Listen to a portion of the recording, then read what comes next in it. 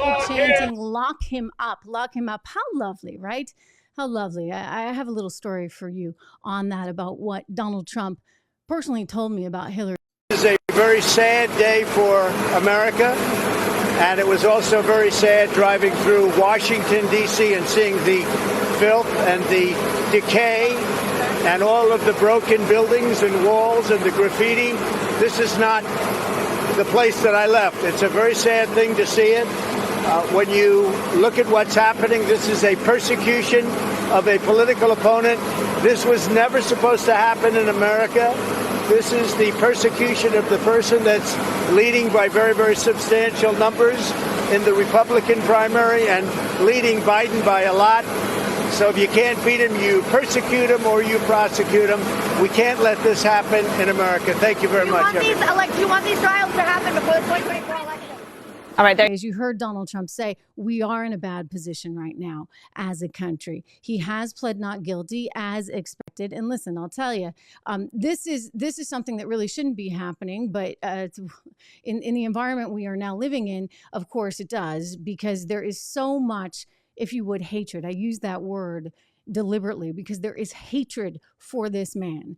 Absolute hatred. He kind of came in, it did everything that the deep state, so to speak, didn't want him to do. It was very much a realist on a whole lot of policy issues, and it really drove people crazy. And so they do not want him winning again. Problem is, every single solitary time they do this, well, what happens? He goes higher in the polls. That is what continues to happen over and over and over again. So he moves up in the polls, and the left freaks out even more. So they're like, okay, what can we do? What now? What can we do now?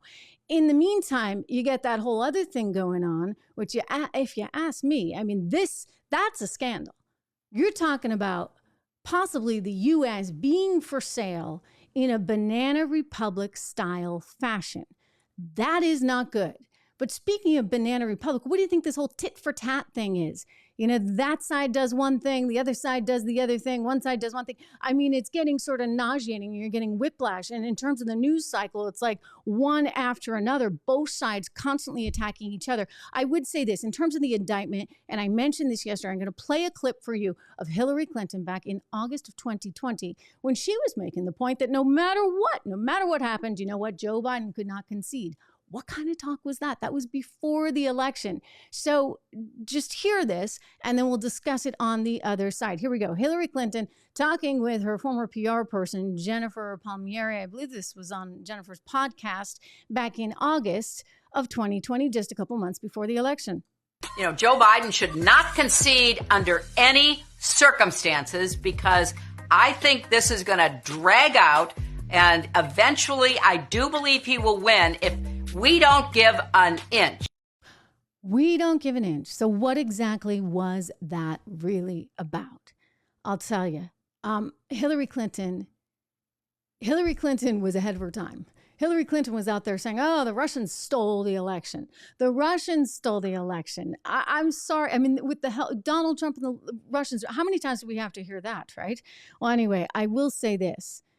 They have gotten themselves into a bad enough spot, because now the real legal challenges will come forward, and very real, in that now Donald Trump and his legal team have the ability to go after and to subpoena and to get all the information and due diligence they want and need that maybe they couldn't have gotten before about the election. And here is his attorney threatening exactly that.